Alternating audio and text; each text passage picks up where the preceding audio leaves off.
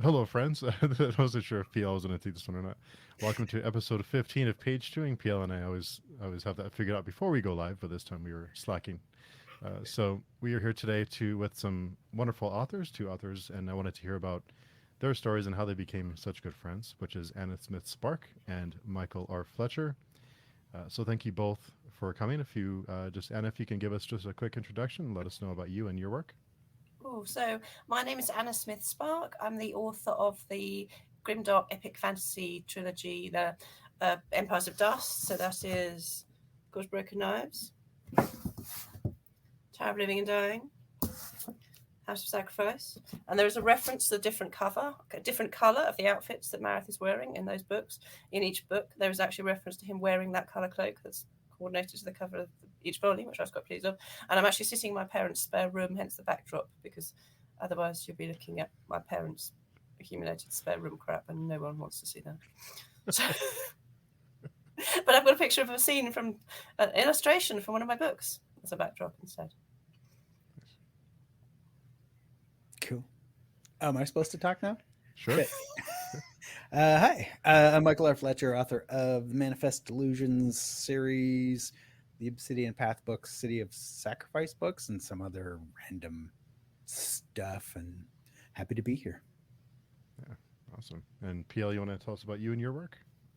PL Stuart, author of the Drowned Kingdom saga. 2 books out, A Drowned Kingdom and The Last of the Atalanteans, and working on book 3, Lord and King, and honored to be here with our esteemed guests and Steve, of course. And Steve. And Steve. And Steve too. He's okay. Yeah. He's all right. He's all right. So I was curious. I wanted to hear about how you two became such good friends. How did that come to be? I'm not super sure. How did this happen? It started kind of. I think it was kind of through the group. There was a grimdark group on Facebook, and when I joined it, and my book I'd just got an agent, and my book was out of submission. The Court Broken I was out of submission, and that was when Beyond Redemption had just been published, and Michael was obviously everyone in that group was just obsessed with him.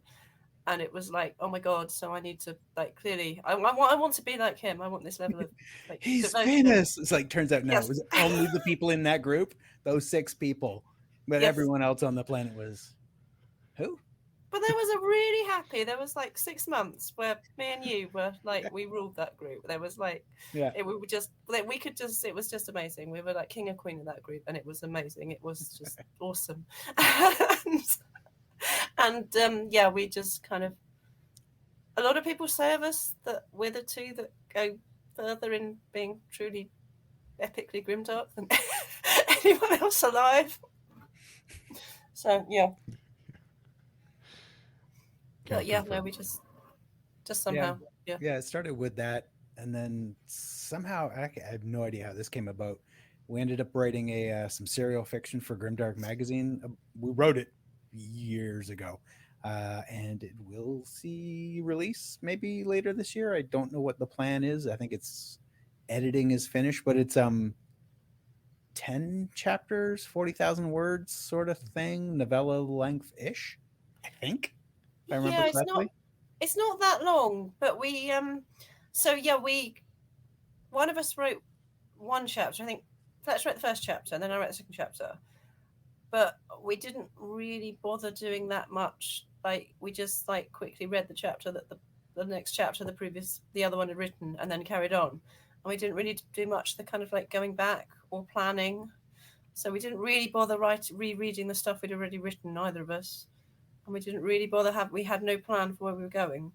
So it kind of, I like to describe it as organic, but it was experimental. Yeah. So it's now being edited, and God knows what the editor. I think the editor's going to be just putting their head in their hands in complete despair at the level of just insanity that was going on. Yeah, well, it's funny. I've been talking with Sarah Chorin, who's editing it, and Sarah is she's worked with me a pile of times, so she's used to my shitty writing and sort of chopping stuff up for me.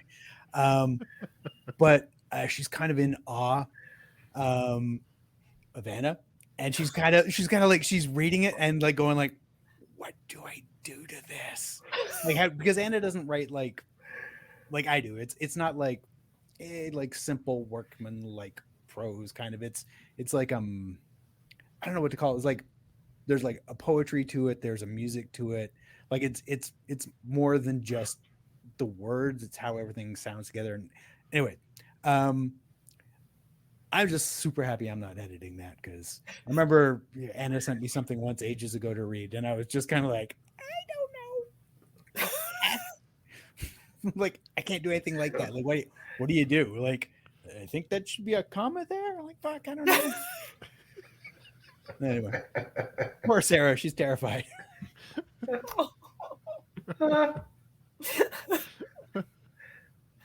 So if I can ask, so Michael talked about Anna's prose. You know, it's lyrical, it's poetic. Is that so? I want to ask both of you what each of you likes most about the other's work. Like, what aspect of the other's work that do you like the most? Yeah, I mean, for me, like it's a combination. Anna's a prose monster, and it's viciously infectious. Like every time if I read one of her books, for like literally months afterwards, there's some part of my brain like that's trying to like dissect that and write like that a little bit, and it creeps into my own style, and I'm like, wow, where the fuck that come from? And then I I love Anna's willingness to just like fuck your expectations.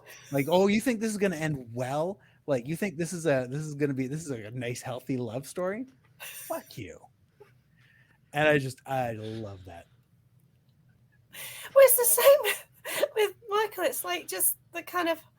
I mean, I just remember reading Beyond Redemption and just thinking, like, oh my god! I mean, this is just going so far. This is just, and his descriptions are amazing. He says his work praises workman light, and it's really not. He's just, you can see it, you can really feel it, and you're going somewhere so far. You're being taken. I mean, that amazing scene with the woman in the mirrors, the broken mirrors, and you're just being, you're taken to places that you just couldn't have imagined going to in this incredibly. It's totally convincing. It's not like nice, healthy, cozy fantasy.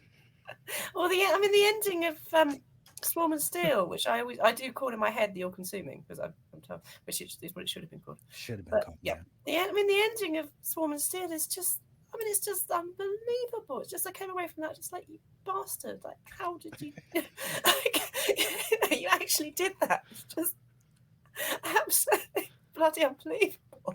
The things he can do, but make work, and just kind of going so far, but making it work. And again, that kind of it's the sinister.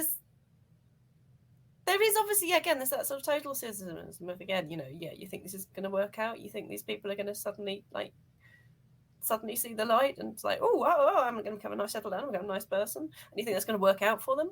But you do want them, you really want them to work out. I mean, some of the relationships are just, they're really convincing relationships. These are two people and they're monstrous people, but they're also just human beings. And for all they've done, they are kind of self-doubting, self-criticizing, things are fucking up around them and they're trying to make the best of it. They're not evil. They're not, he's not writing about people who are evil. He's right, or some of them are evil, but, most of the people, his main characters are people who are just, they're in a fucking awful situation. But they're trying to get by and they're making mistakes and they're making more mistakes. Mostly making it worse. And not more mistakes. But that's how a lot of life is, but they're just real, and some of their relationships are so touching, and you really want things to work out for some of them. You really desperately want things to work out, and you kind of feel anger at the world that's left them like that, rather than they're really kind of they're kind of uplifting in a strange way, because it's like it isn't about blame, it's about just people and what the world does to people. The lesson is if you just keep trying, you can make it much worse than it is now. We did have a question for both of you. Which book did you most enjoy writing? Ooh. It must be a tough one. Yeah, so I mean, actually, I always talk about the difference between writing. The big difference for me was between writing. So the Chord Broken Knives, I've talked about this so many times. I didn't intend to write a book even. I didn't have any. When I started writing that book, I had no plan that I was writing a piece of fiction, let alone that I was writing a kind of the first volume in a grimdark epic fantasy trilogy. And it just came out. I just like what's now the second chapter. I just started writing that scene. I didn't know who any of these people were. I was in a desert. There were some people, and a dragon turned up. I didn't know who any of these guys were, or anything they were doing. So everything that happens in that book, God Broken Knives, was a discovery to me as I was writing it. I didn't do any word building. There was no planning. I had no idea when. I was just discovering it. It was like it was all just happened. I was discovering it. It really was like I was traveling through that world with those people, and I was discovering them. So it was really clear to me early on there was something really strange about Marith, but I didn't know. I was finding out his secrets as we went along. Everything that happened in that book was not planned at all. And that was amazing. That was just so exciting because this book was just pouring out of me. This world was just appearing in my mind. And it was like the book already existed. It was like the book was just kind of coming from somewhere into my head and then out into the keyboard. And it was incredible. It was like a revelation. But then, of course, by the time I came to write The House of Sacrifice, which is the final volume in the trilogy, I knew what was going to happen. I knew how we ended. I knew all the characters. I knew the world. And I had, I knew where we had to go, and everything was all set up. So it was all set up for that book. So I was just able to have the most amazing amount of fun, just mucking around with stuff, just kind of, I mean, I think there's a chapter that towards the end that's something like someone just shouting like, yeah, a kill. And that's the whole chapter. and that just having that fun with just kind of, and I had so much confidence, I really got my confidence up as a writer. So I was just really messing around with prose and with stuff and just mucking around and just having so much fun. Just like, I'm finishing a trilogy. I'm going to finish. This needs to finish in a really big way. So let's just really go big and let's just really just lose it completely and break the fourth wall and just completely break every single rule of writing. And that was just so much fun. And then for a long time I couldn't write anything after that because it was just like, God, I'm just spent now. I'm just like, and now finally I'm writing again. So I guess the stuff I'm writing at the moment is nice because it's like, okay, life's a bit normal again now. It's enjoyable writing again for the first time in a long time after everything. For me, it'd be Blackstone Heart, hands down, and by far was the most fun book. It was the first book I ever tried to write way back in the 90s. I kind of knew the story back then because it's all ripped from a Stormbringer campaign I ran as a teen and into my 20s. And back in the 90s, I tried to write it and I couldn't because it was difficult. And back then I didn't do difficult things. Either things came very easy to me and I was like, sweet, this is the way things should be. Or if they were difficult, I just stopped and did something easier. Writing was hard. Where this time I finally was like, okay, I'm actually ready to tell this story that I always wanted to tell. The first story I ever wanted to tell. And I, first draft, 100,000 some odd words was like 2.5 months. Done. Hand wrote it the first time. And that was a lot of fun. Transcribing it from my, pad to the computer was much less fun. My handwriting is awful. Like even I can't read it. I'm like, that's 4 R's in a row. Like the fuck it. What word is that? So that was a pain in the ass. But I love that story. I love the character, even though he's a complete dick. So that one was a lot of fun. That was for sure my favorite book to write so far. And Maggie the Stray did have a question for Anna. Will your new book be as grim as your first series? I loved it. Oh gosh. Okay, so a big announcement. I've announced on social media a couple of weeks ago, and I'm really excited to be able to talk about it finally, make a big announcement. So I've got a book coming out next year from a small press, and the fact it's small press might suggest something about its content. It's called A Woman of the Sword. Michael's read it and really liked it. Yeah, it was awesome. It's kind of it's like, yeah, it is really bleak, grimdark kind of war. It's about kind of a woman and a mother and a perfectly ordinary, sort of perfectly ordinary working class, just with a job trying to get through life with children, woman who's caught up in basically in the kind of total massive epic war at the end that the House of Sacrifice ends with, and that then continues after that. So it's a kind of coda to the trilogy, and it is really, it's me going to some really, really bad places about how angry I am, and I was kind of writing the second half of it during lockdown when,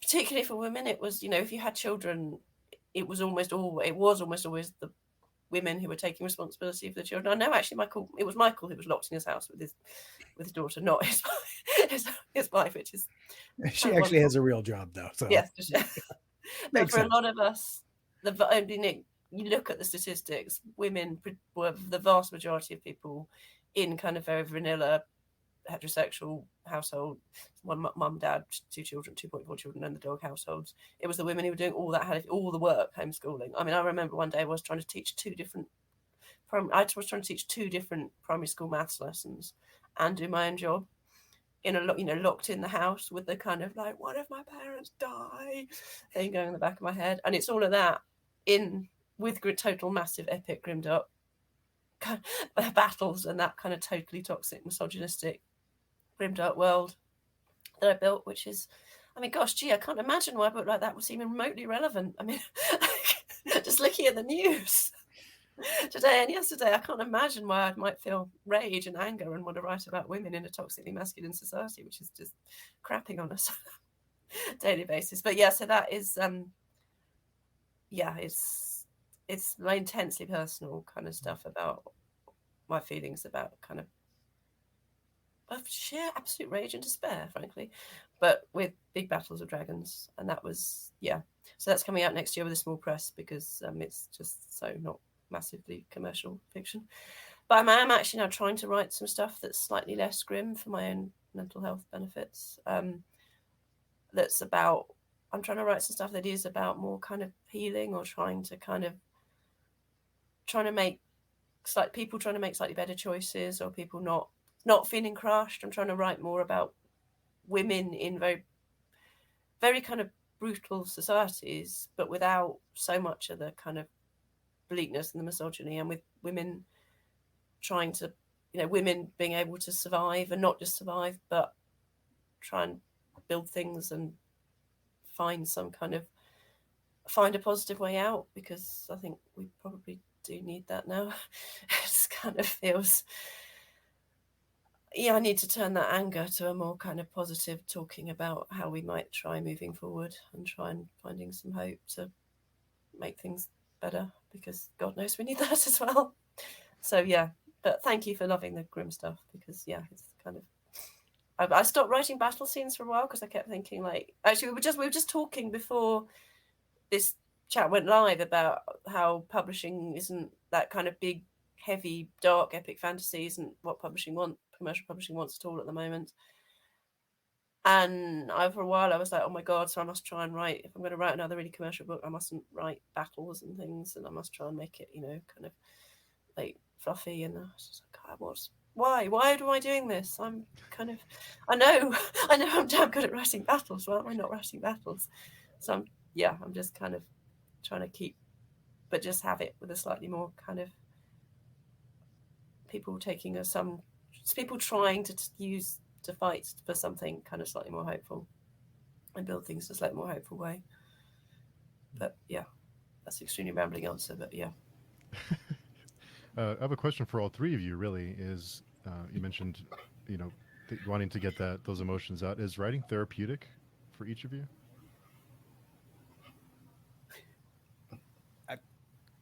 I don't think it is for me. No? None of my issues are. Yeah. Nah, writing's it's not a therapy thing for me. It's a way of telling stories with a point. which maybe people get, maybe they don't. I don't know. I also kind of don't care. Yeah. Well, I mean, okay, so I am of an English background. We just bottle that shit down. We don't need therapy. We're fine. It's locked down tight. I'm okay. I don't need fucking therapy. I will just crush it down there until it's fucking everything's good. Yeah, I mean, so writing is something that it makes me feel like I'm a better person because I'm writing. It makes me feel like I'm doing something really positive with my life, which is really stupid actually, because I mean I'm raising 2 children, and I've done some really cool. I work in central government. I have actually done some genuinely really cool things. I brought through a piece of legislation which made it easier for people to get compensation if you had a particularly disgusting form of lung cancer that's only caused by you being exposed to asbestos in a workplace. So basically, I kind of did this thing which meant that people can get hundreds of tens of thousands of pounds really quickly because they're dying of this horrible disease they got while working to support their families and feed their children, blah, blah, blah. Which many people say should, of course, I should feel like, I can go to my grave knowing I did something genuinely good for people, which is more than many people can say. And I'm like, yeah, but and at that point I was really, really depressed because yeah, but I've never written a book, have I? I've never written a comic short story about someone who goes around just knifing people. I mean, God, what? I just feel such a failure. So writing for me, it feels like it makes me I feel like I'm a better person than a lot of other people because I've written books, and writing keeps me feeling like that. Like I'm doing. I mean, as writers, we are actually better than other people. It's that's fact. Yeah. So when I can't write, I feel like when I don't write, I feel like I'm wasting my life. What's the point of my life if I'm not writing? But at the same time, yeah, I mean, basically, the House of Sacrifice completely fucked me up. Writing the ending of that book completely fucked me up for about 6 months because I've just went to some really, really, I just went to some really bad places writing that book. I went really down into some really awful places about myself, I think, and it kind of makes me I feel really good after spending a day writing. When the writing's going well, I feel so good. But sometimes I suspect I'd possibly be a happier person if somehow grimdark epic fantasy hadn't found me. I think I have to say it is therapeutic for me. I've said this on previous podcasts. I write about racism, sexism, misogyny, homophobia, religious intolerance, all these things. And part of that is because I think I felt powerless sometimes to cope with it, powerless to understand it, frustrated because with my job being in law enforcement, it's has its dark moments.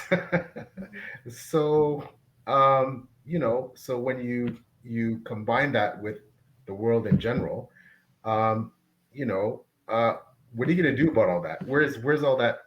And I talked about the frustration.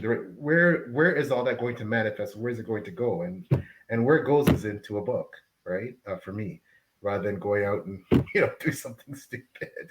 So I think that's for me. It is therapeutic, and I think I do feel better when I read this stuff. Although people often ask me, especially ones that actually draw my book, how could you write that? Or how could you say that? Or where did this come from? Is like this, you seem so happy and positive and nice and and I'm far from perfect. I think those are part of who I am too. Positive, I'm blessed. I'm blessed with how my life is, but also there's a lot of grim stuff going on, and that has gone on, and that continues to go on, and I think that's why I write, because that's my way to express how I'm feeling about this, and also to Michael made an excellent point that like to write a book with a point. Yeah, I hope my books have a point to say, hey, maybe we need to look at this stuff more carefully. Like, all right. Yeah, we did have another comment. I finished The Empires of Dust a few weeks ago, and I'm still recovering. What an ending to this beautiful rotten series. Thank you, Anna, for being such a refreshing voice in fantasy. Hashtag Team Emerith. Yeah, it's all hand getting some love because the civil servant, the guy who's like he's trying to make it.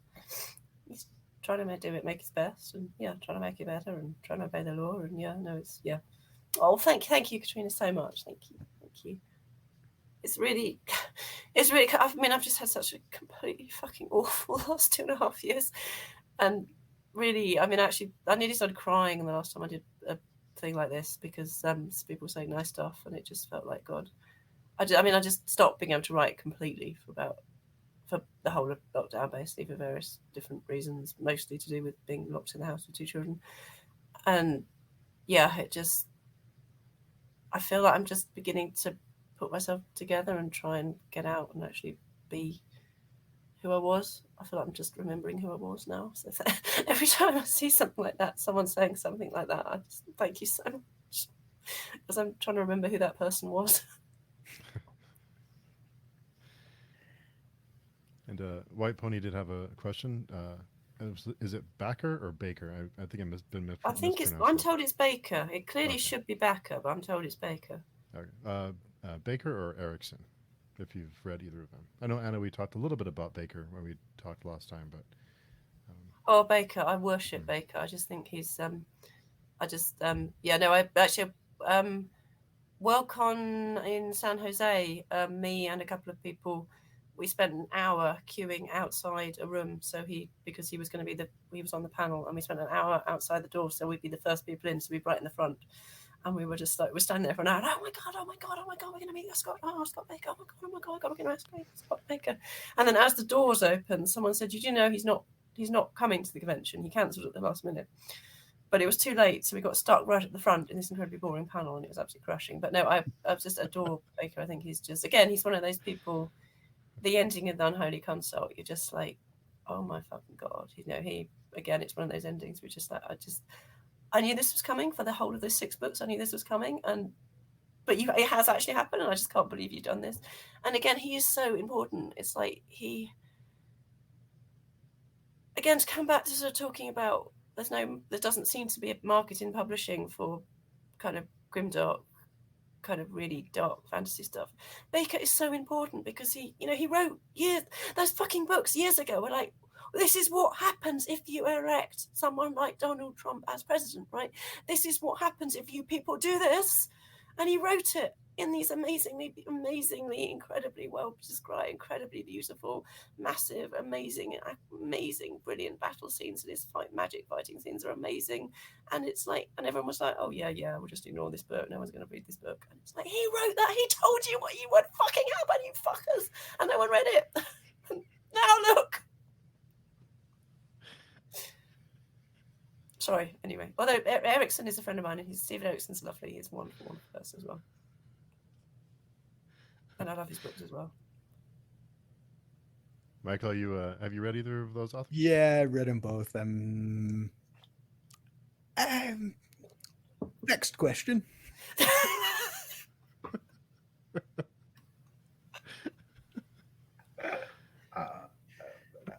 I've read the first book of Malazan. It made me feel incredibly inadequate and friggin' stupid. And I thought I was someone who wrote somewhat immersive fantasy and somewhat, complex plots, but another level. Complete. Erickson is a complete other level. So brilliant, but it was Steve, actually. I blame Steve because now I have Baker on order as well, thanks to Steve and Zara from Zara Books with Zara. They both kind of convinced me, like, you got to read Baker. So that's books coming at some point. And but Erickson, brilliant. But I did feel at first, for the first time ever reading a book, that I was a bit out of my element. That intellectually I was like, okay, I'm not getting this, or I'm missing something here, and then I just stopped and I just started reading it for pure enjoyment, for the prose, for everything else, and I started enjoying it. So that's something on a reread that I will go back and absorb what I missed. But brilliant writer. But very, quite complex in terms of plots. I don't want to say convoluted, but complex. So but yeah, brilliant writer. And another question is there an up and coming author you recommend? To Michael, you want to kick us off? Oh, sure. I'm gonna throw this one at so Clayton Snyder. He's written a pile of books: River of Thieves, The Obsidian Psalm, which is where I discovered him. He's kind of mental and dark. We co-wrote a book together called Norilska Groans. Basically, after I read Obsidian Psalm, I reached out and was like, "Hey, I've got a world. I've got a magic system I built. Kind of half-ass have a story. Um, you want to co-write a novel with me?" And he was like, "Fuck yeah!" His new one, Blackthorn, is awesome. He gets better with every book, and I think he's a bit of a sponge for talent. So I wouldn't be surprised if next couple of years he's a name that you're hearing a lot. Yeah, River of Thieves is great. It's hilarious and great. River of Thieves is phenomenal. Oh my gosh. So good. What about you, Anna? Is there any up and coming authors you recommend? Oh goodness! So this is where I have to make the confession that I have been doing a lot of rereading and reading a lot of stuff that isn't fiction over the last couple of years. And bizarrely, I got my massive comfort zone actually became reading back issues of Current Archaeology, the UK's leading British archaeology magazine. So I spent a year.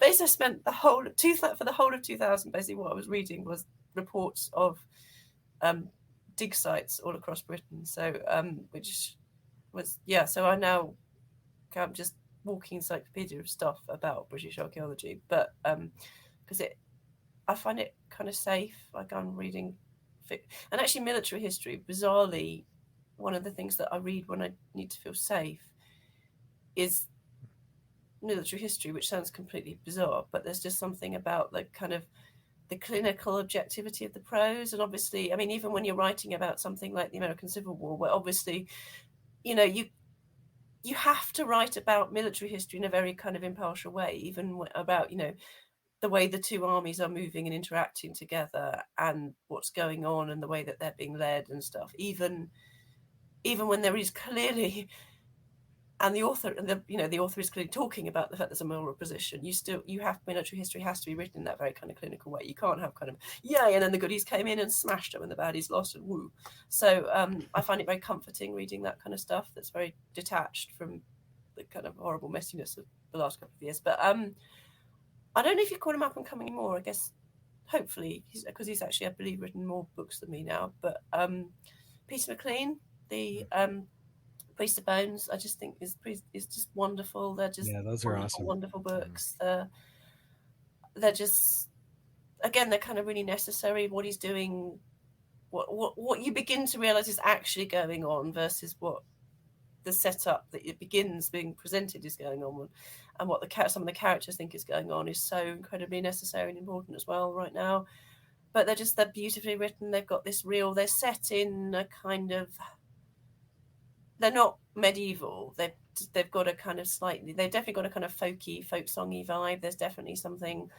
The main character I compared a bit to Thomas Cromwell. They've got that sort of folk vibe, and they've got stuff going on about the early modern, not medieval, and there's stuff about the formation of modern complicated European society in there with really cool, and there's sort of stuff. There's kind of folk magic. It's not high epic fantasy stuff. It's kind of low stuff. There's low magic, and it's just and they're just beautifully written, and they're just so, you get so sucked in. They're written in the first person, and you get so sucked into the tragedy of what's going on there, and if he doesn't end it the way I'm assuming he ends it, I should be quite be furious with him. But just the tragedy of what's going on, Thomas Party's kind of the tragedy of what's happening to him. So yeah, I'd hugely recommend those. PL, do you want to read this enough? which author would you grant immortality so this person can write more books? Oh, wow, that's interesting. Can't wait to hear this one. Well, I think, Michael, could we come to an arrangement here? I think we can. Yes. Yeah. I personally would grant immortality to Anna, without a doubt. And I would, yes, I would absolutely grant immortality to Michael without a doubt. And yeah, we could just. We can be dark for the rest of time. And I have to ask, and you're gonna have to forgive my perspective because I'm outside the traditional published lens. I'm a self-published author. I have plenty of friends that are traditionally published. However, when you hear different things, you talk about different things, and so specifically to Anna's comment about the fact that presumably the traditionally published trad published houses are not necessarily looking for the grim dark stuff now. They seem to be on, the next kick is quote unquote cozy, more cozy fantasy. But from my perspective, as someone who's pretty immersed in the, I'm somewhat immersed in books as a whole, but I think pretty immersed in the self-publishing side. People can't get enough, man. They're eating that up. Like readers of self-published books are eating up grimdark. So, but my real question is, what do you two think about this whole grimdark versus not grimdark thing? It's almost like a, I don't know. I feel very, very incompetent right now in terms of accurately describing grimdark in terms of the impact it's having in the self-published landscape. But to what do you attribute its popularity? And I guess the second part of the question is, Anna, why do you think they moved on? Is it just a case of, as with all traditional publishing, they're just on to the next thing that's selling because that's what they're all about, because what's commercially viable is what gets book contracts? Or is it something more than that? Is it a backlash to world events? Okay, first we want to immerse ourselves in all these dark things, and now we don't want to anymore. We can't take it. Like, what is it about? Yeah, I mean, I think so. I've got this whole kind of theory about the history of where kind of some grimdark begins with this kind of, there is that kind of point in, there's that, that kind of Francis Fukuyama stuff at the end of history. So there is that kind of point at the end of the 20th, the beginning of the 21st century, where it kind of feels like, okay, the Western world is not perfect, but there's that vague feeling things might get better. There's that vague feeling, there's the collapse of communism. There's kind of, the Berlin Wall comes down. So we are starting to get civil rights. We get moves towards people become that basic awareness that being blatantly racist and misogynistic and homophobic in public isn't acceptable anymore. And yet I know there's a huge amount of racism and sexism and homophobia. And as a British person, even beginning to talk about, well, things get better in America in racial politics. I mean, that sounds totally naive, I'm sure. But you get the feeling that things are vaguely getting better. That's the idea that at least basic civil rights being granted to people is some kind of, well, we're not going to go back from that. And the world, there is that kind of sense that maybe we're on some kind of vague upward trajectory. Things will be better for our children than they are for us. And I think at that point, there comes a point where people then start feeling that they can write. They start feeling safe and able to start interrogating things and saying, well, what if we start tearing stuff down? What if we start doing that kind of postmodernist? Well, what if Aragorn actually was a really evil bastard, right? What if he was a really horrible person? And let's write about that, and let's kind of deconstruct that, because we're quite safe. We can start saying, what if our leaders are actually personally really not very nice people, because we kind of feel safe. And that becomes a thing. And you get, people like Joan Abercrombie become massive. Game of Thrones becomes massive, because it kind of feels like, well, it's a game. The people aren't going to fuck it up that badly, are they? And then suddenly, like, well, fuck. There's that point, and now suddenly, in the last couple of years, suddenly it's been like, oh god. And actually, that idea of watching a load of I kind of feel if Game of Thrones was on series 2 right now, would any of us want to watch? Hey, it's a load of really powerful white dudes fucking everything up, and they're going to fuck it up totally for all, there's going to be thousands and thousands of unseen peasants, and their just lives is going to be totally, completely fucking fucked up because people are having an argument about whether or not someone should have married someone's sister or not 20 years ago. Like, gee, I don't think Game of Thrones now, that kind of gratuitous sex and violence and just gratuitous, these people are just fucking horrible, would be successful in the same way. Because, and then again, finally, we get COVID and everyone is, I think a lot of people do. I saw it myself. I was rereading the books of my childhood. I was rereading stuff that I felt safe reading because it did feel like, do I want to read something completely that's going to tear me apart and leave me feeling absolutely mentally broken? No, because I can get that standing outside my parents' doorway, waving at them through the window. And there is that kind of sense that apparently a lot of people wrote massively dystopian futuristic fiction about how awful the near future is going to be during the pandemic, and publishers just throwing that on the fire because no one wants to read that. No one wants to read that. Who's going to want to read that?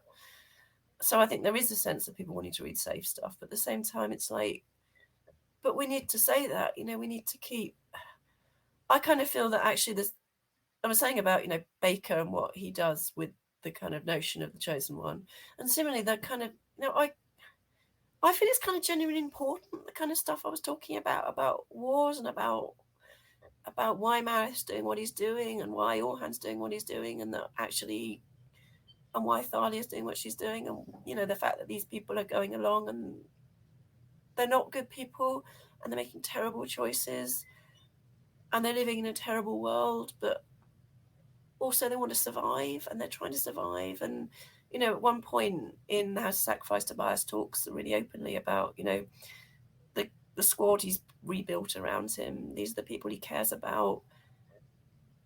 And he will kill anyone to keep these people alive. And he will do terrible, terrible things to keep the people around him alive, which on one level is the most humanly important thing we can say. On another level is obviously, the justification for the most appalling things. You could have been, a soldier in Second World War Germany saying, well, they told me to shoot the Jews and I shot the Jews because otherwise, my parents, they would have sacked me and then my children would have starved. I mean, it's that absolute moral complexity and that pointing out all the time, well, you say you're right, you say you're doing something because it's really good, you're going to say you're going to bring us to the promised land.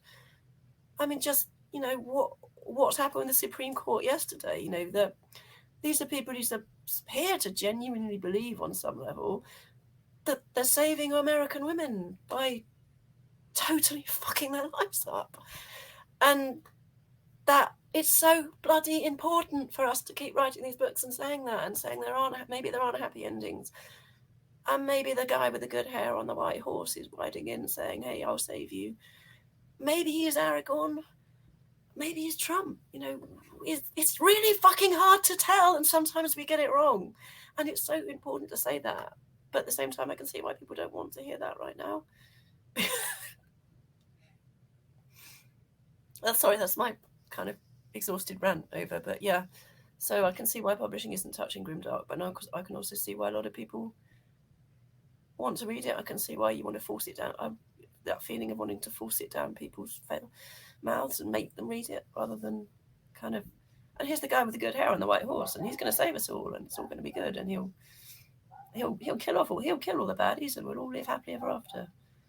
And we're not going to question who the baddies are, and that maybe it's a bit more complicated than that.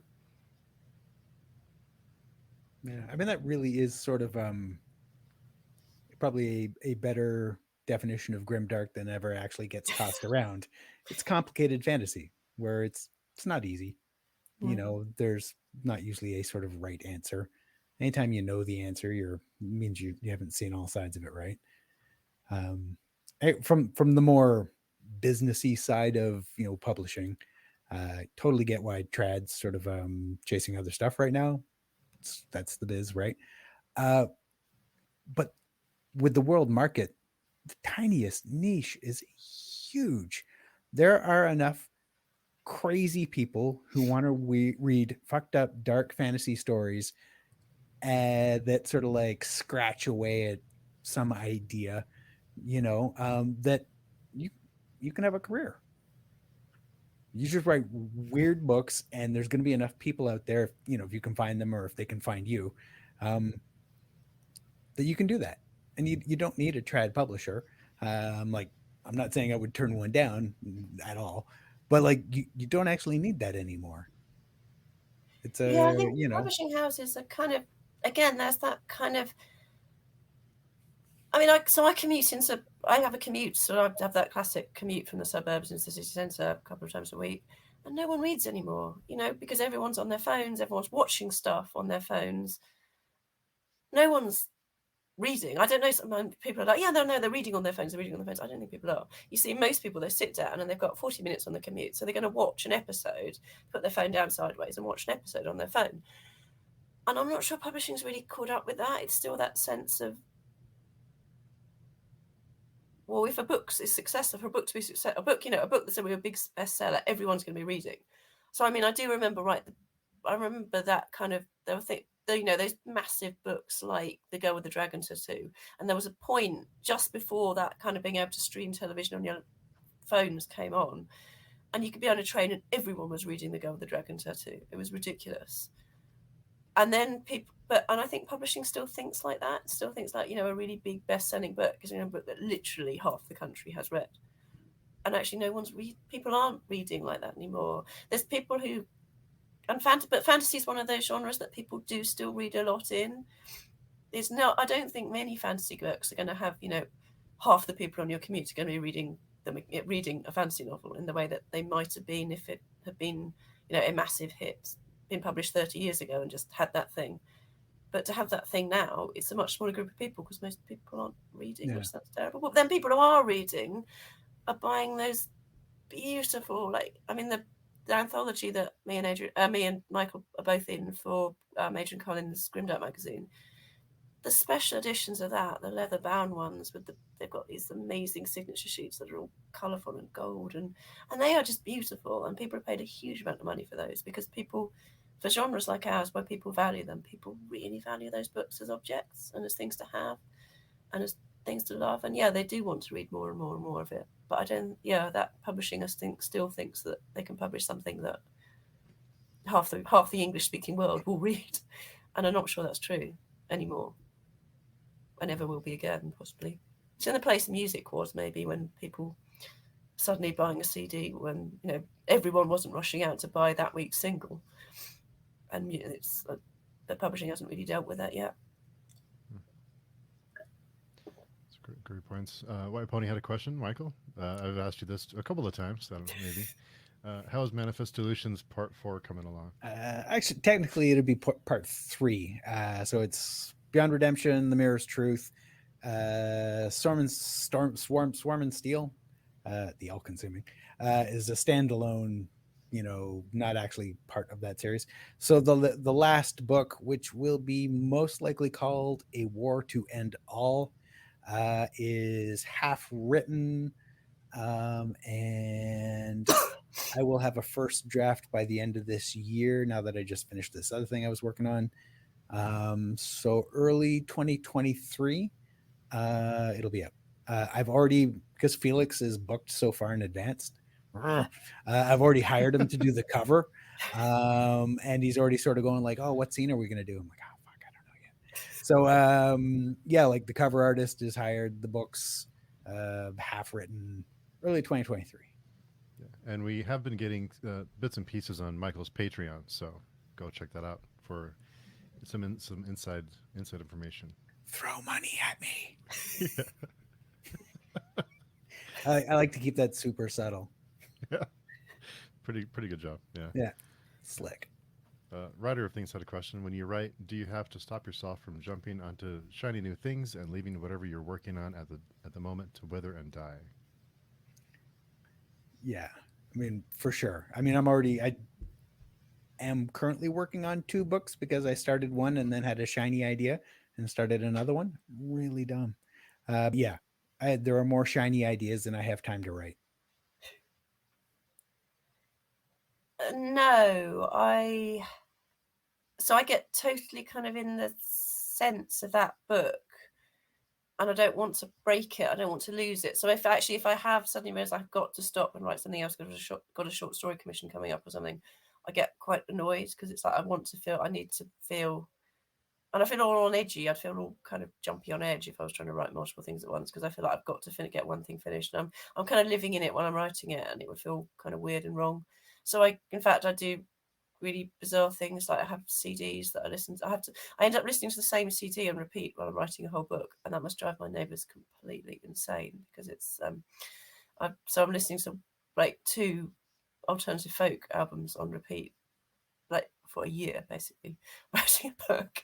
And in fact, they get really stupid things, like I will start thinking, oh, I'm writing quite well while I'm reading this particular book as bedtime reading, so I will read the 4 books in this particular series, and then I'll start reading them again, and I'll read them again and again and again, because like, okay, my brain is obviously working.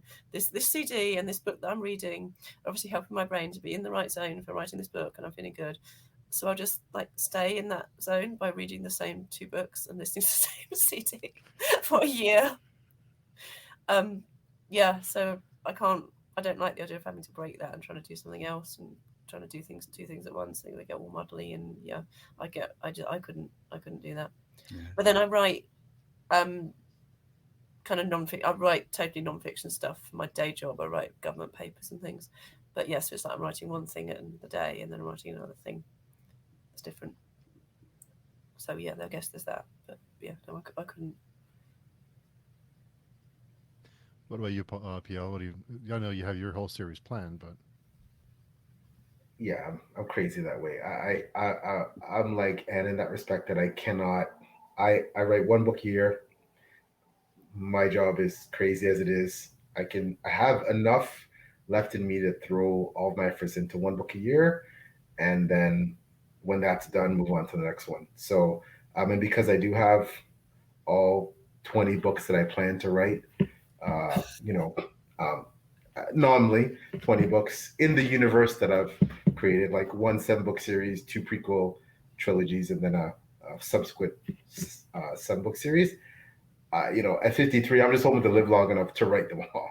And then, for me, it's just, get them done. And after that, we'll see.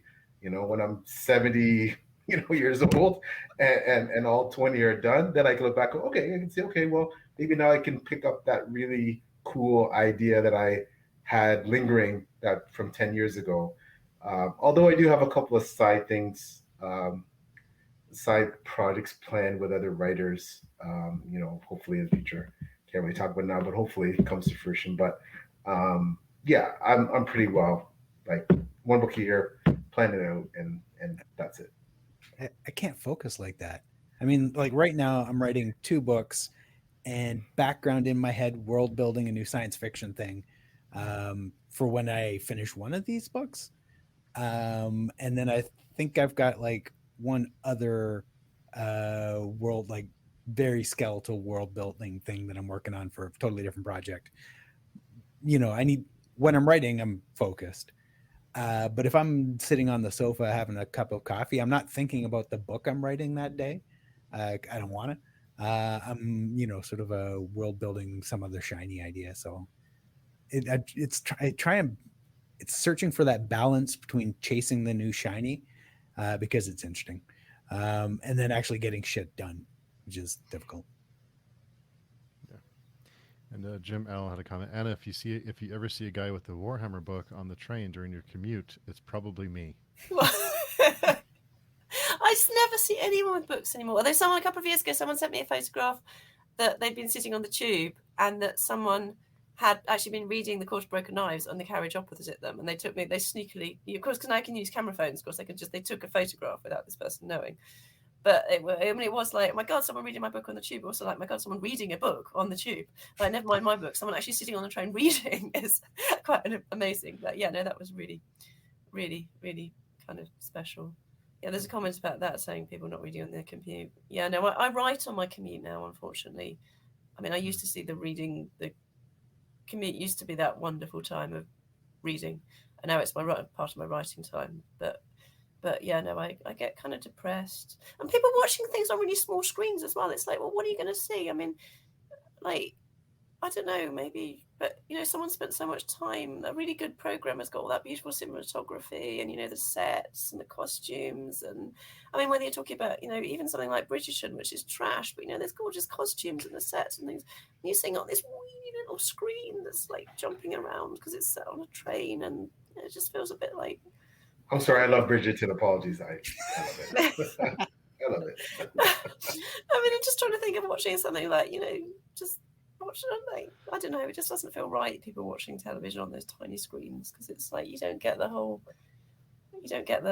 My dad did film studies, so I've got I grew up with all this stuff about the importance of actually the shot and the lighting and the set and everything. It's like that wasn't made to be seen on that it's supposed to be on a big screen, not like we.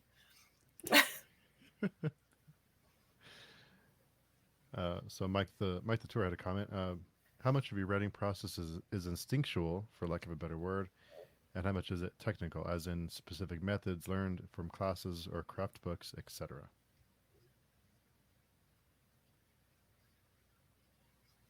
Who wants this one? PL, you start us. Yeah, kick us off.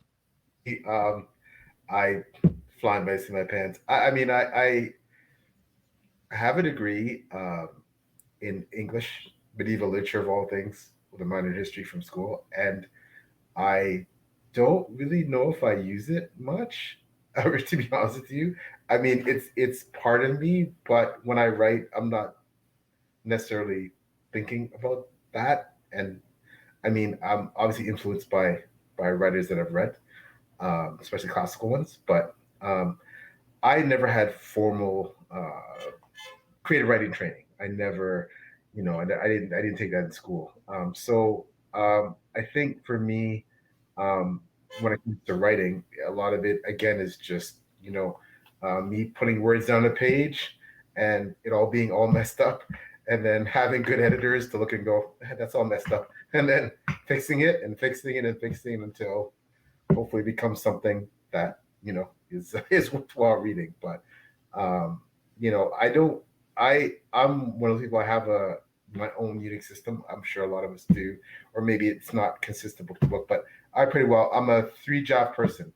I kind of write the thing and then I leave it, and then I kind of, even though it's written, then I do my first draft. I revise it. I scrap this. I do this, and then I'll leave it. Then I'll do a second draft, right?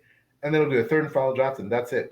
And after that, I, between beta readers or whatever, then that's what it is. That third draft. It's the input of beta readers. It's my revisions, and then I send to an editor, and then I just let them rip it apart 3 or 4 times, and then that's the book. So that's how I pretty well write.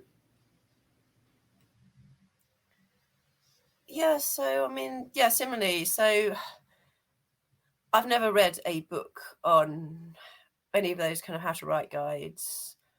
I've never studied creative writing. I mean, I'm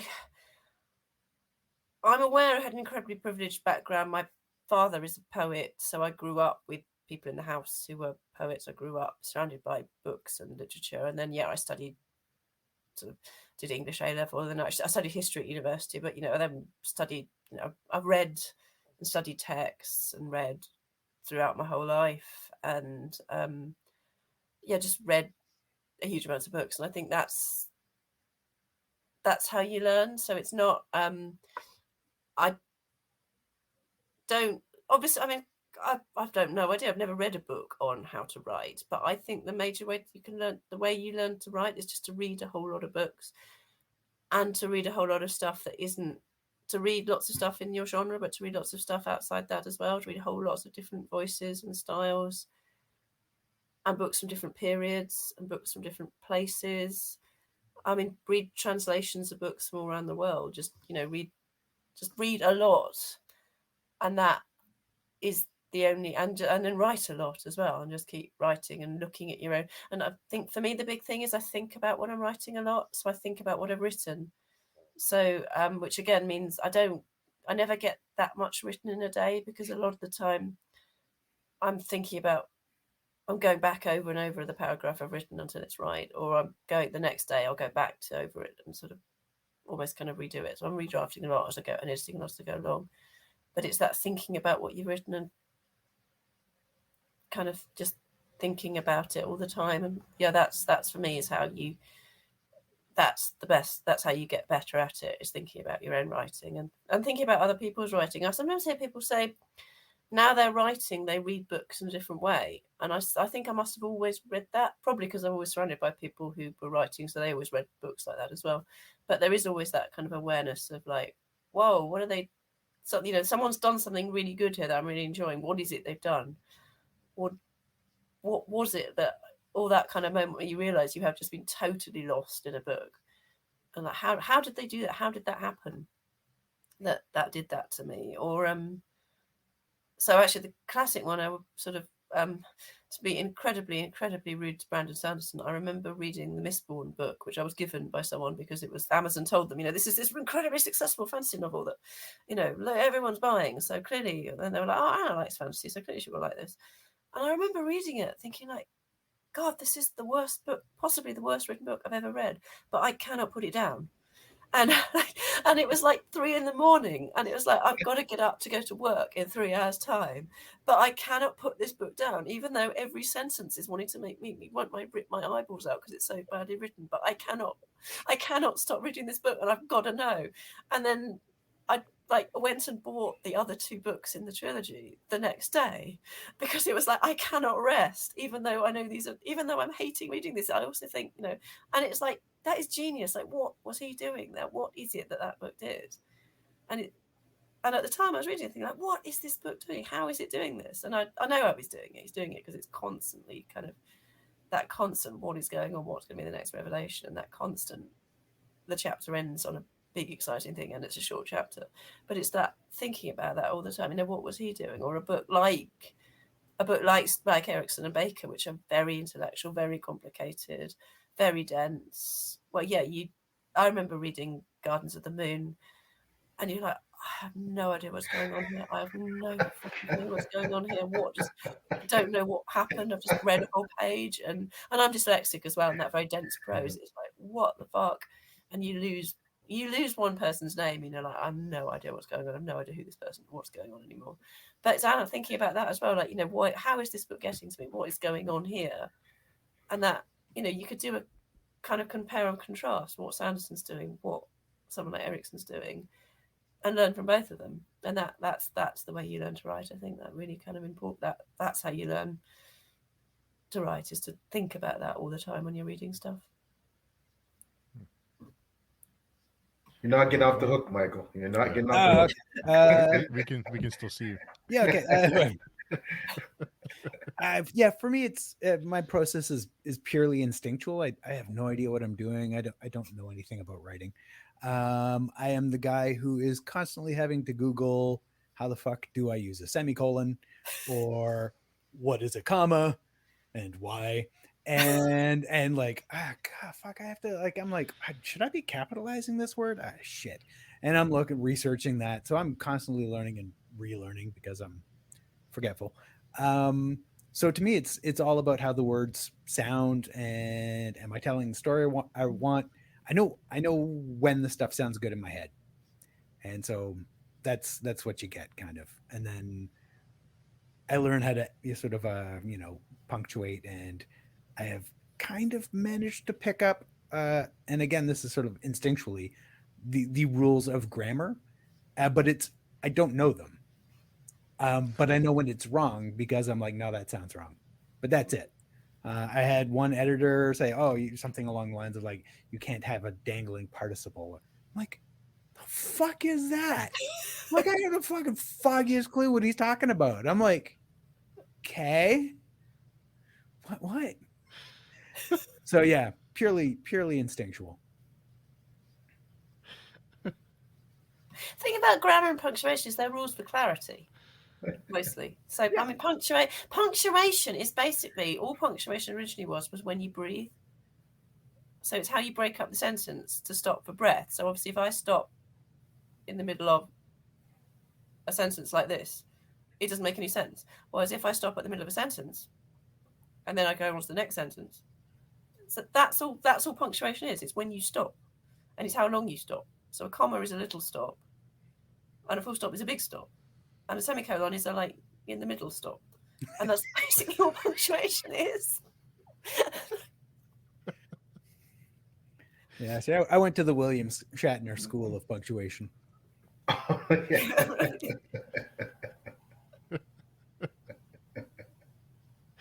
You never have to Google punctuation again, Michael. No. Yeah, I'm good. I got it. Maggie had a question. What was your favorite childhood fantasy book, and what is it now?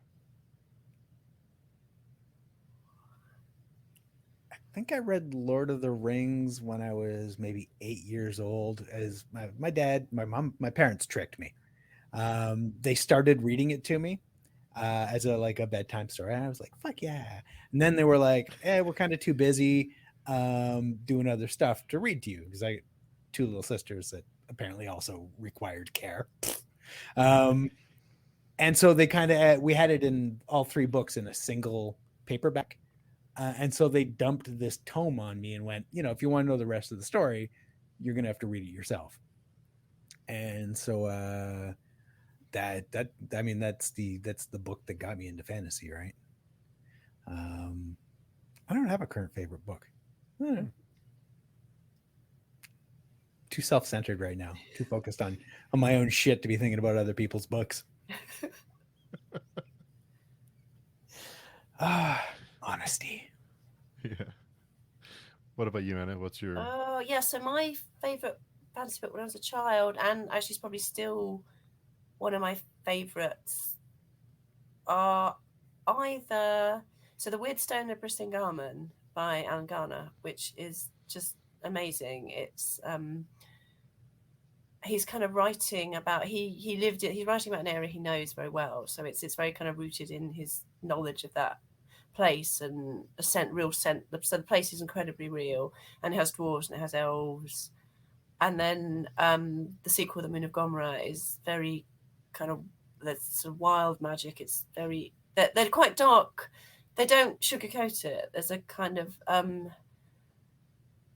what the children experience and what it and their experience. They're experiencing wild magic, and it is genuinely frightening them and changing them in a way that most children's books. Think about the children in the Narnia books. So I love the Narnia books, but the children are totally unchanged by that. It's very much like, hey, yeah, there's this wonderful world, wonderful other world, and it kind of doesn't change them. Whereas the children in the Alan Garner's books are kind of altered and damaged by what they've experienced. And in fact, he wrote many years later a book called Boneland, which is about Colin, the boy in The Weird Stone of Brisingamen and the Moon of Gomorrah, as an adult, who is totally, totally broken by the fact he's been briefly in a world of magic and a world of kind of dark powers and magicians, sort of, wizards who are the one thing holding back the dark, and dwarves and elves. And he's absolutely broken by that. And his sister, in fact, Susan, has gone. She's gone to be with part of the wild magic because she can't bear to live in the real world anymore, which again children's books don't usually talk about. There's that kind of, hey, the child's like, hey, I've got this cool secret that my parents don't know, that elves are real and dwarves are real and magicians are real, and then I'm just going to grow up. And it's like Susan in the Narnia books, where she's just like, she's going to grow up and ignore all of that and just lead a normal life. Like, how are you going to lead a normal life? You've met Merlin and seen him having some kind of vast cosmic battle with the Morrigan. That's going to totally change you and destroy you. And they are kind of rooted in a kind of raw, dark folk horror of the kind of British landscape, which had a huge impact on me, which are just kind of, they're wonderful, strange books. I mean, I love the Narnia books, but the one I always liked best, actually, I realised, so I remember reading The Last Battle, and I was always on the side of the I was always on the side of the bad guys.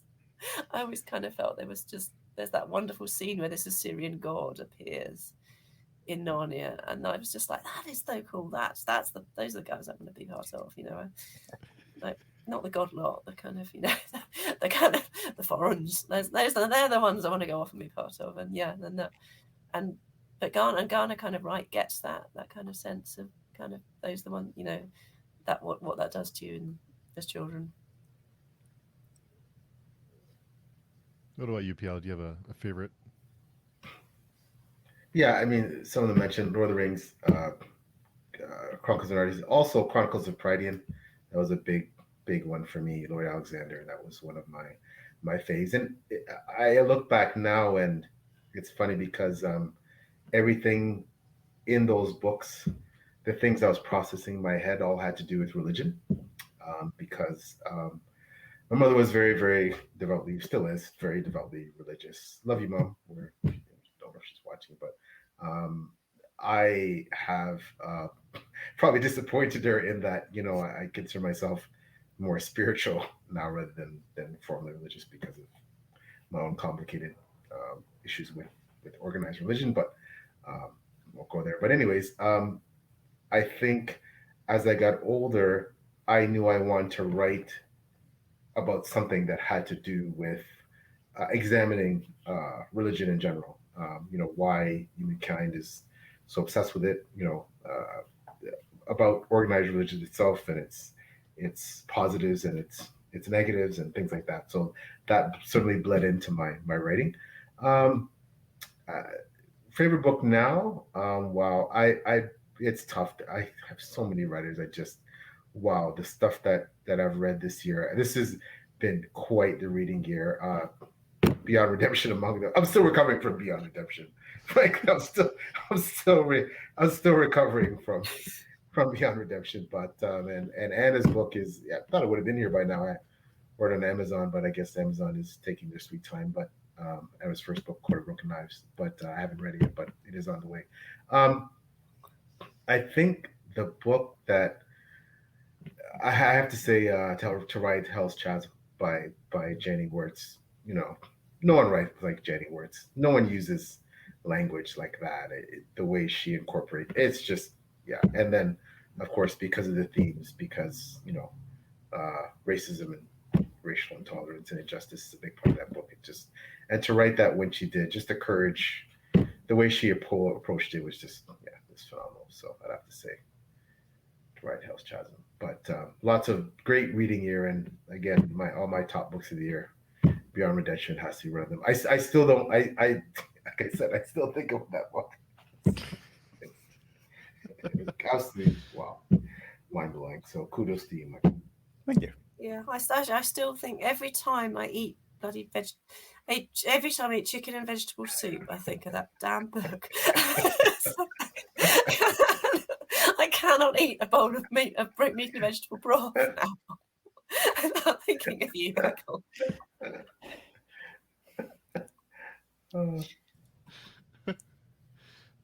See what you've done. Look what you've done to us, Michael. Yeah. My bad. Traumatized us. I didn't think it was that dark. I don't know. Maybe. I said to Steve that because for me, Beyond Redemption was the darkest book I'd read, period. But then I started thinking back about Sarah Troran's book, first Seraphine's book, Lament. Seraphine's Lament, and I said, wait a minute, no, Seraphine's Lament, that's as dark as about Beyond Redemption. And I read both. I read Seraphine's Lament first, then read your book. Steve read Beyond Redemption first, then read Sarah's book. And I was like, Steve, the only thing close to Beyond Redemption is Seraphine's Lament. And Steve's like, he starts reading, he's like, I don't know. But then he finishes like, oh, okay, maybe you have a point, right? But and both brilliant books, right? But Beyond Redemption, I've never seen anything. I know everybody says, well, nothing's new, everything's an imitation, a copy of someone else, or inspired by something else. But I've never read a book. Again, I'd put that in my review that the world building is essentially based around mental illness, and the way you did it was just it's just phenomenal.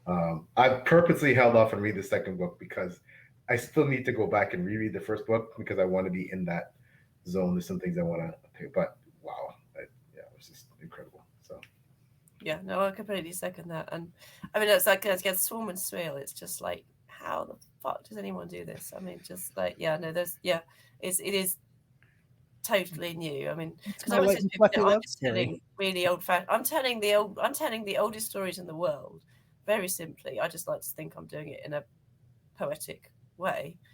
But yeah, Michael, you're doing stuff. It's like, how the hell did this? Where did this come from? I mean, like, Jesus Christ, where did this stuff come from? It is like nothing else I've ever read. It's just, yeah, Michael stuff. It's just He is one of a kind for sure. Great stuff. The second book is really good too. I can't wait for the third one. I'm so excited. Maggie had a question. Your favorite your favorite mystical creature or being.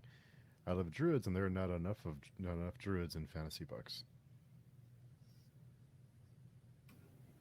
Favorite creature or being. I love dragons.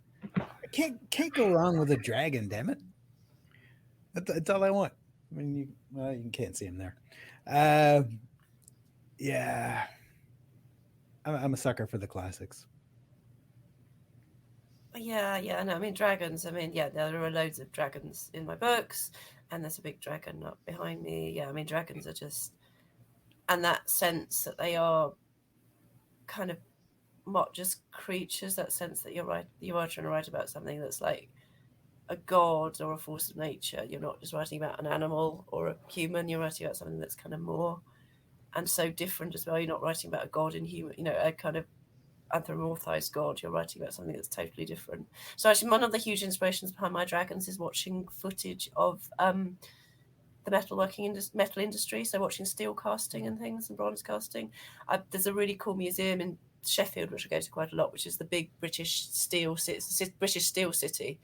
And you can see old footage of these like massive crucibles of liquid steel, and they just upend this like massive room-sized bucket of liquid steel, and this liquid steel is just pouring down, and of course the heat, and things are exploding, things are just spontaneously catching fire just being near this stuff, and it's so hot, and the light coming off it, and that's dragons. But actually, I've got this absolute obsession with horses, with kind of like weird horses. So I do actually quite like unicorns. I get really embarrassed to say I like unicorns because I was like, oh, unicorns and Pegasi and things. But because I've got this real thing about horses. I had this amazing children's book when I was really, really young called The Bread Horse, which has got all this stuff about horses there's this massive obsession in Indo-European mythology about horses.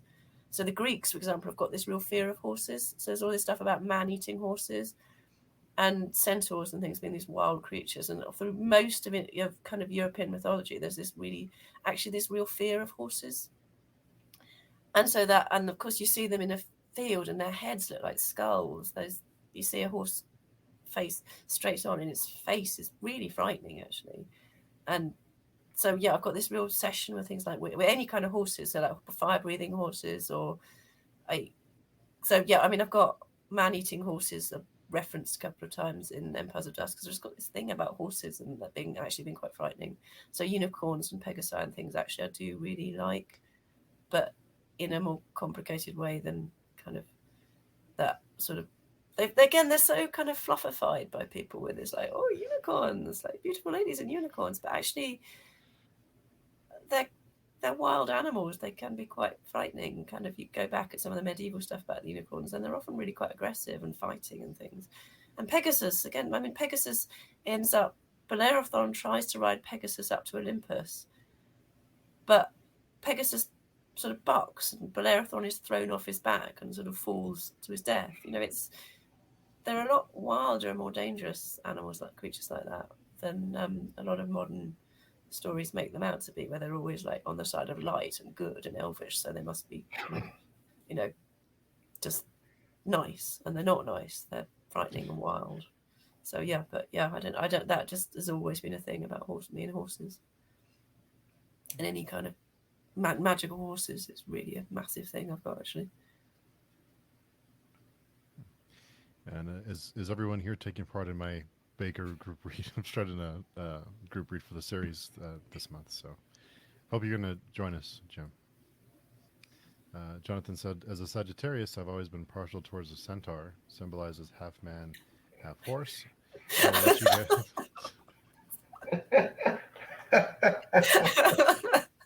Oh, wow.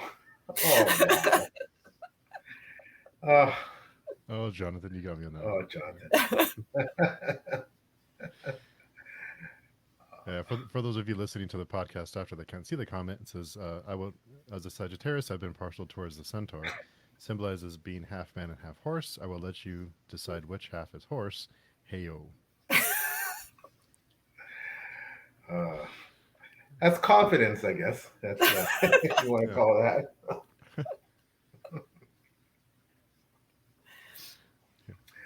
that. Yeah, dragons are awesome. Miles / Kristen Cameron, one of my favorite series, is Trader Sun Cycle, is Dragons Bad, Ash, love Ash, and A Song of Ice and Fire, obviously. And it's funny you mentioned druids. I have druids in my book. They don't really feature prominently until the second and no, sorry, more like the third book that I'm right now, the fourth book. But there are druids, and I find druids fascinating as holy people. Like it's druids are kind of cool. So it's funny that question came up. But yeah, but dragons for sure. Dragons on the bomb. Centaurs are great. Your unicorns are great too. Chronicles of Narnia had what I loved about Chronicles of Narnia is they had those creatures and gave them very human attributes, and they could talk, and they were very very integral to the story. So yeah, but dragons are the bomb.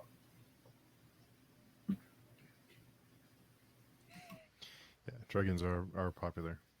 And during the collaboration process, what did each of you learn about each other while you were working on the project together that you didn't know before?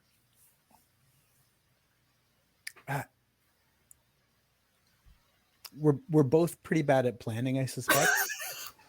But I did learn that Anna writes the best demonic POV characters. Oh, that's fun. That was awesome. That she wrote one of the characters is a demon, and it's absolutely mental. It's amazing. Like I that's my favorite part of the whole project was reading her demon character, and then just thinking like, oh fuck, like can you imagine having to follow that? You're like, you get an Anna Smith Spark chapter, and it's like, okay, Mike, write something, you fucking hack. But that's the point. You've got to have that balance. If I'd written a whole book in that. So yes, I've got these chapters that are in this kind of stream of consciousness from this demon, and they were a lot of fun to write. But again, they did slightly fuck me up, I think, because when I get into it, it was that again. That's like me writing me on some level, but then you can't have that. You can't write a whole novel in that style because it would just be because one of my favorite novels in the whole world is James Ellroy's White Jazz, and I said this in front of my agent once, and he went white and said no, because White Jazz is famously absolute. I mean, it is unreadable, and his editor obviously at some points makes him stop, and like you have to have these little recaps where he just has to literally tell you what's happened in about the last 5 chapters because you haven't got a fucking clue what's happened in the book, because it is just stream of consciousness. It is just a man who's completely out of his mind on drugs going around killing dogs, and it's just and I kind of came quite close to that with some of these chapters for this thing and it couldn't have been like that because it couldn't have been the whole book could have been like that because it would have been unreadable. So it has to then move into the way you're writing because it has to work. It works better with the juxtapositions. No, there were some really bizarre, slightly bizarre, embarrassing business meetings where me and Michael and Adrian Collins, who's in Australia, so the timings of the whole thing were a nightmare as well. And me and Michael would start going off on one, and Adrian would be like, guys, like, people have got to pay for this. And there's cons, and he's like, no, you can't do that. I'm like, why not? Like, because people are going to have to pay for this. And he would just be, I mean, you could see him at one point there. I'm really sorry, Adrian, because you could see him being like, look, did you guys, there was a time when there was a bit of a hiatus. We just both stopped writing for a while, and he's like, you seem like, guys, did you bother rereading anything before you carried on writing? And I'm like, nah. It's like, do you have any idea what is going to happen for the end of this story? Like, have you got a fucking clue what day it is and what the weather is like when you pick up to start writing the next chapter? Like, nah. And that was I hadn't actually realised quite how chaotic.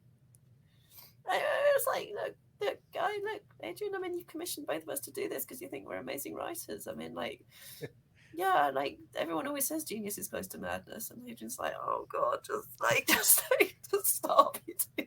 Just kind of. But yeah, so that it was fun. But yeah, no, I think when we've broken Sarah. And actually, we did. I think we broke Adrian. He did actually send us a message saying, like, guys, you've gone too far. It's like, hey, the editor of Grimdark magazine sending a message saying, like, guys, you've just gone too far.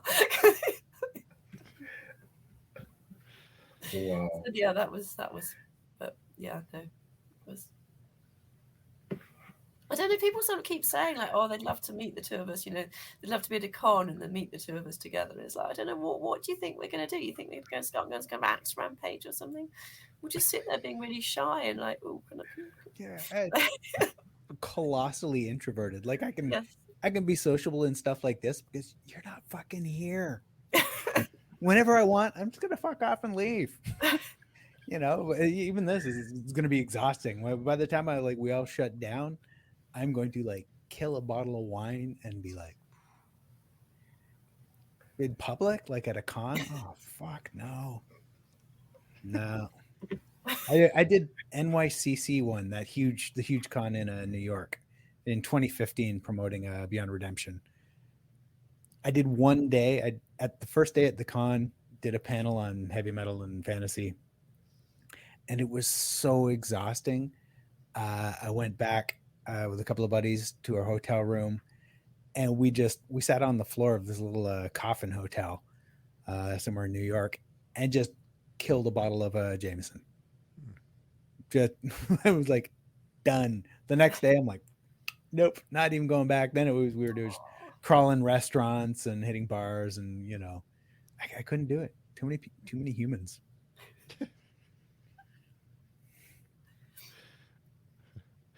I need to read that book. You guys are killing me. And then, Sarah's pretty tough. I don't know if you broke Sarah, then it must be. Yeah, Sarah Torrance. I think she's just going to be around. She's going to be like, guys, you have like the same. Someone has died 5 times, and the weather, like, I mean, like, come on, like it's like day, and then it's night, and then it's day, and then it's night, and then it's day, and then it's night, and then it's been raining, and then it hasn't rained for 6 months, and then it's pouring with rain, and then it hasn't rained for 6 months. And like, what the fuck are you two doing? Can you get anything bloody right?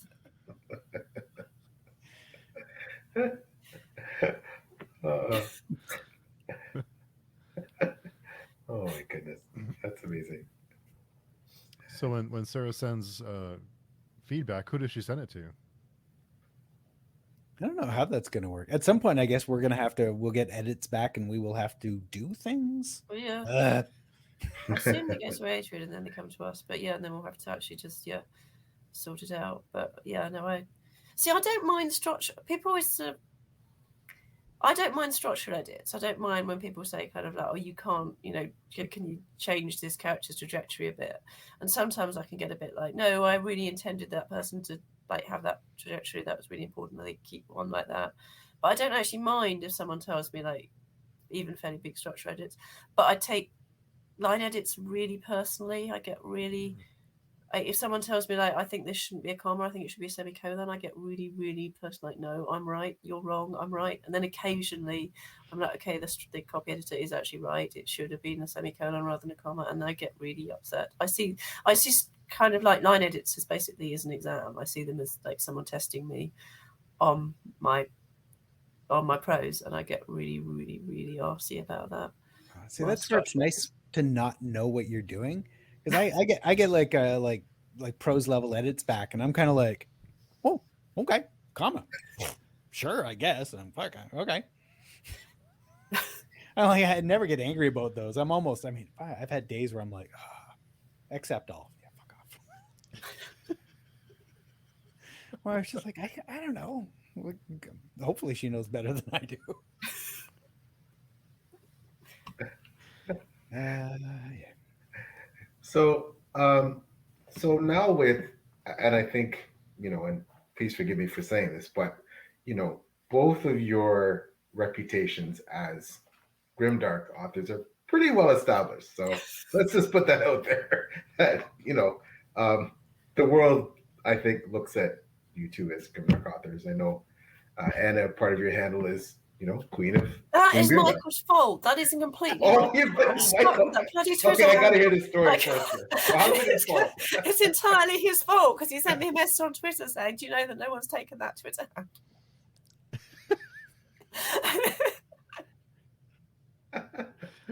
Oh, the truth comes out now. Okay, that's a juicy one. Okay. So you're both again established, entrenched as grimdark. We all know about Mark Lawrence's blog post where fan poll where who's the grimdarkest author. And it's Beyond Redemption, the book, and Michael R. Fletcher. So you're both synonymous with grimdark. Your names are synonymous with grimdark. Do you feel at all that could limit you if you suddenly start deciding to go in a different turn and write a bunch of, I'm not saying you're going to do it, cozy fantasy or sci-fi or something else that's definitely not grimdark? And some of you have, I know, Michael, you've written books, kind of different genres, and but do you think that almost like being typecast as an actor, that's going to affect your readership, and was like, what, this book, you wrote a book and it's not grimdark? Like, what's going on? Like, do you think that, how do you feel about that? I don't give genre any thought, really. Like, I don't try and be a grimdark author. I never have. Like, Beyond Redemption, I'd never heard of grimdark when that came out. So writing in genre, I don't really care. I'm going to write whatever stories I want to write. The book I just finished the first draft of yesterday, The Storm Beneath the World. There is not a single swear word in it, and there is no sex. What? That's sacrilege. What are you No, doing? but that's the story I needed to tell, and I'm it joking, obviously. didn't fit. Like in that story, there's no cursing and there's no sex because they didn't fit the story. And I don't give a shit about genre. Now, is the story dark? A little bit, yeah. It ain't cozy. But you don't need sex and swearing to actually tell a dark story. True. Oh, so I should just say first, Tony. You've just sent someone called Tony's supposed to put a message up saying he's just ordered my book. So thank you so much, Tony. I'm on Twitter as at Queen of Grimdark, which is all Mike's fault. Find me and send me a DM, and I'll send you some postcards as a thank you. So just DM me your address through Twitter, and I will send you some postcards as thank you. But they are kind of spoilery, so don't read the back of the postcards. But anyway, the Grimdark handle. So yeah, I mean, I do. So the new stuff I'm writing now, which I'm hoping I can make some announcements about in the next couple of months. I've got some stuff coming out. I've got a short story in this new world I'm writing, which is coming out in Unbound 2. I think it's Unbound 2. It's either Unbound 2 or Unfettered 2. No, it's Unbound 2. Unbound 2 from Grimdark Press in the autumn. And that is not grimdark. That's so then that moves into a kind of novel series I'm writing, which I've actually described to people as being like Alan Garner, but for grown-ups. So it's taking that kind of children folk horror, that kind of fantasy, that sort of, the children in a world they don't quite understand, the kind of more folk horror tradition of British folk fantasy writing for children, and writing it from an adult perspective. So it's about kind of people, it's basically people on a journey, just sort of go on a journey through a landscape, running away from danger in the way that a lot of British children's fantasy can often is, like a lot of Alan Garner's books, and that there's this kind of inexplicable, there's sort of danger coming to them and they've got to escape it. It's got a lot of folk horror elements. I don't think it's not grimdark epic fantasy at all. And I do worry that some people are going to read it and go like, oh, but wait, this is all, I mean, there's lots of stuff. The protagonist is a woman and a mother. There's lots of stuff about she's sort of taking her children on, she's taking her children out of danger. So there's lots of stuff about her having to care for them, and there's this lovely scene I've written which I really enjoyed writing, where she bakes them bread. They're somewhere safe for a little while, so she bakes them bread and cooks them bread, and that kind of.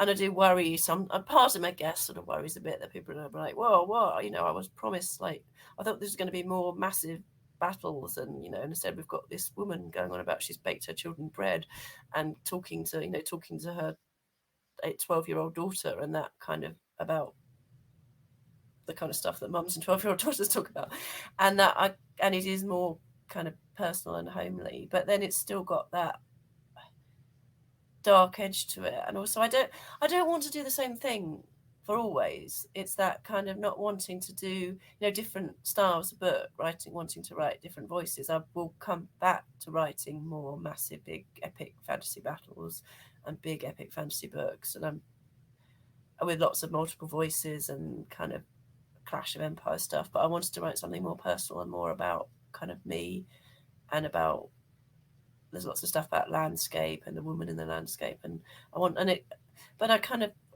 I guess, I don't know, there's a kind of worry that I get all these reviews that like, wow, I always thought this was going to be two big massive empires slagging off, and it's not. It's a woman baking bread. But you kind of need that. It would be kind of sad to have an author that was only writing one thing. I think you need those slightly different styles of prose and slightly different approaches to storytelling and to what you're trying to say. So I'd hope it wasn't. It would kind of, I don't know. I'd like the idea of people. I'd like to think most people are broad-minded enough to read different things rather than just the same thing, and to kind of, find different things of value in different books that have got different kind of. But the grimdark thing again, I mean, as we were saying earlier, a lot of grim sort of. When people talk about grimdark fantasy, you often think, well, so what you actually mean, like most historical novels are. If you read most historical novels and put the fantasy filter on them, they'd all apparently be the most grimdark thing ever in the history of the universe, because historical novels tend to involve people turning out to be not very nice and powerful people turning out to be corrupt, and the imbalances of class, whether it's class or race or gender, being pretty massive, because that's like what history was basically. And it, for some reason, fantasy seems to be this genre alone where if something bad ever happens to anyone, it's like, ooh, that's a bit grimdark. Whereas actually, I'm rereading The Lord of My Children at the moment, when you're like, no, it's just like, it's like kind of, it's like that's like human life, shit things happen to people sometimes. You get really good people and really shit stuff happens to them. You get really horrible people and they do well, and usually things end up not quite going the way people thought they were going to do, and usually worse than the way people thought they were going to do. That's history. That's the whole of human bloody history, isn't it?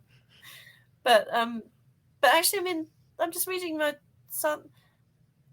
Most good fantasy has a sadness to it and a darkness to it. It's kind of, I'm reading my son, The Lord of the Rings, which I haven't read for a long time, and realizing just how sad it is, and that that grief, that kind of, yes, it has a happy ending, but that grief that the world is never going to be as it was, and everything has changed, and so much is lost, and that most good fantasy has that. Certainly, a lot of the older stuff has that real sense of sadness to it. And again, a lot of the children's stuff that I grew up with reading, which was it was old books when I was reading it, but there's sadness in it, there's loss in it. The Susan Cooper's Dark is Riding series, which has got real sadness in it, real kind of sense of loss to it, and this kind of sense of, at the end, they all have to choose. Do they want to do the children want to spend the rest of their lives knowing that the world is darker and more frightening, but also much more magical and romantic and more amazing,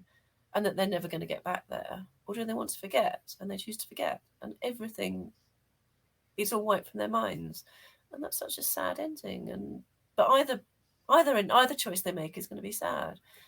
And there is always going to be that element. I don't think I could ever write a really fluffy, just kind of like, yay, and then they all lived happily ever after fantasy, because that's not how fantasy should be. There should always be that darkness and that sadness. I mean, things like elves are scary, actually. If you go back and read mythology, if you read, the kind of Norse and Celtic myths that this stuff's coming from. If you read any culture, in fact, if you read any culture's mythology, it's dark and scary.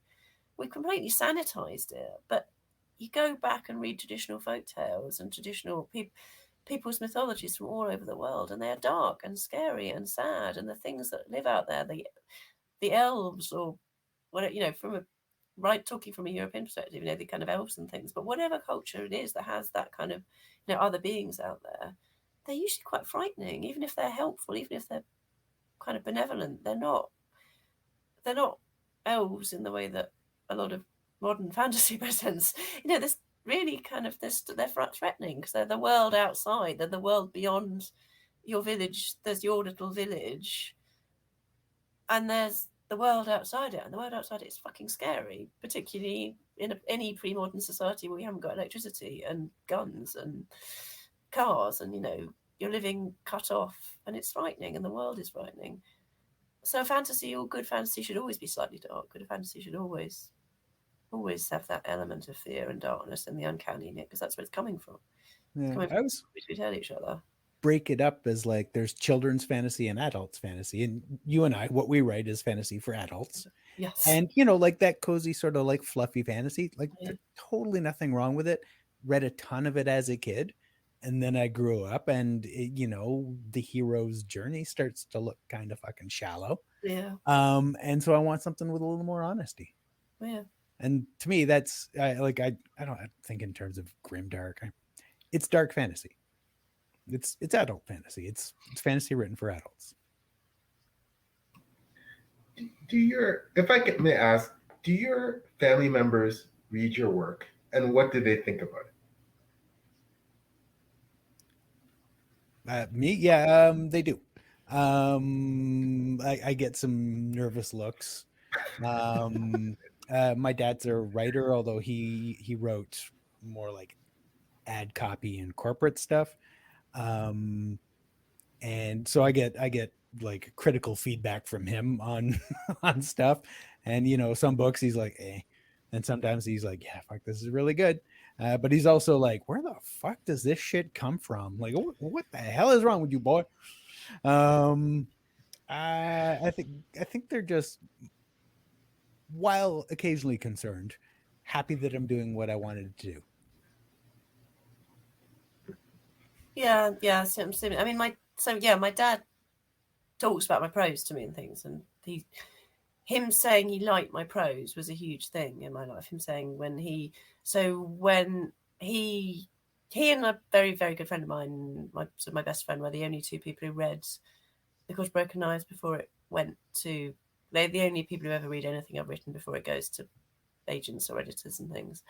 And my dad reading very on some early chapters. So The Court of Broken Knives was the first thing I'd ever written as an adult.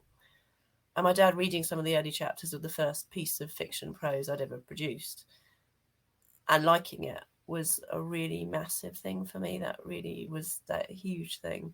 And he's one of the very few people I talk to develop about my ideas, and I'll show stuff that isn't finished yet. My mum has read the books. Well, she's read the published books. She's not read anything I haven't had published, but she really likes them. She's never forgiven me for the ending of The House of Sacrifice.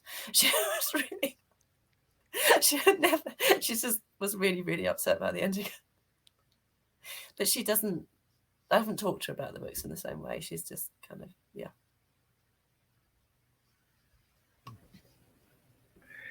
Yeah, it's fascinating how, like, I know for me, my wife is my business partner, and she reads my books, and she's the one that usually before I actually say, okay, this is like fun, she's like, okay, fix this, but you need to fix this still, you need to fix that, you need to fix that. And that doesn't work. And I don't know why I don't like this, but you need to change it.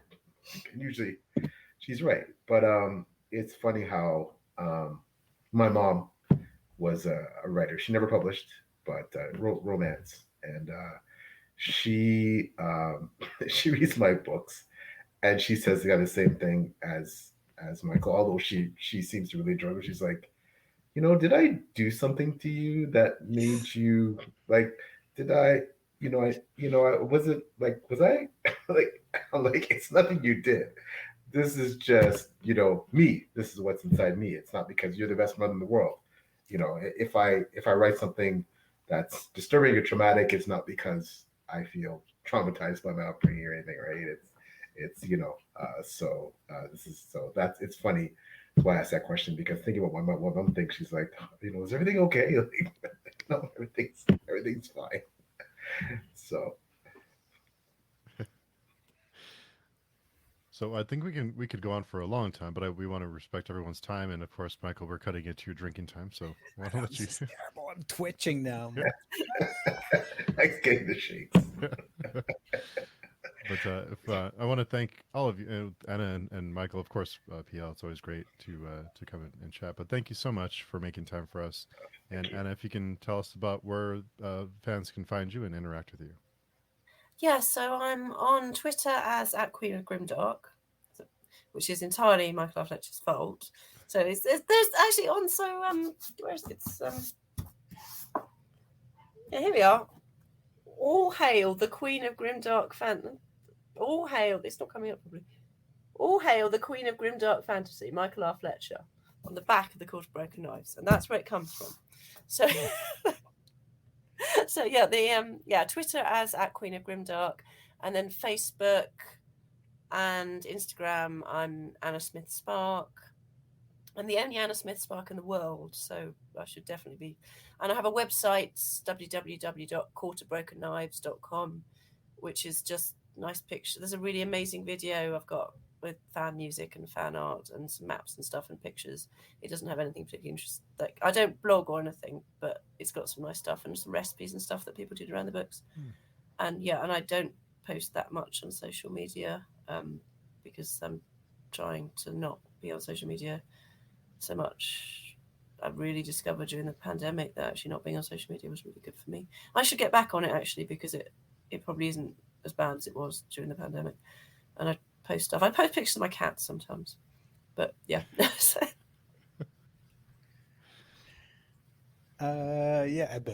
Twitter, I think I'm at Fletcher MR, maybe. Michael R. Fletcher on Facebook, probably something like Michael R. Fletcher on Instagram. Mostly I post my daughter's artwork. Website. Which is amazing. Yeah, It's she's amazing. so freaking good. It's insane. She's really good. Wow. Like, I had no idea where that came from. Certainly not me. She made fun of me the other day. I did a pencil sketch for my illustrator who was doing illustrations for the next book, just trying to sort of describe something, and my daughter found it and she's like, "What is this? Like, what are you trying to draw?" Website michaelrfletcher.com, and I have a Patreon. The address, I had no idea what it is, but wander over, throw me your spare change, and I will turn it into illustrations and stuff. And I'm always around on social media, mostly because I'm terrified of people not buying my books, and so I just shout at them, largely random shit. Entertaining random shit, though. Hopefully, I'd try. Sometimes, I have good moment. And PL is the best place to find you. I have to shout out the wonderful Before We Go blog, led by the awesome Beth Pabler, who also does a lot of stuff for Good Dark Magazine, where Steve and I are both members of her blogging team. So you'll see reviews there. You can see my review of. You can read my review of Beyond Redemption there, for example. So you'll see Goodreads. Twitter is my preferred social media platform for sure. I like as well because I am on Instagram, I'm on Facebook, but really Twitter, it's at PL Stuart Writes. That's I'm on there pretty frequently. My website's www.plstuart.com. That's where you can find out more stuff about the books and what's coming out and that sort of thing. So, but Twitter's DMs are open. You want to get a hold of me, talk about writing. Always love engaging with people. It's a medium, no problem. Chat. So. Awesome. Well, thanks everyone so much for coming by. It's such a pleasure. It's always great to talk to all of you. So, yeah, thanks for having us. Yeah. Thank you so much. It was really fun. It's lovely. Yeah. Thanks everyone. Hope everyone has a great rest of your weekend. Ciao.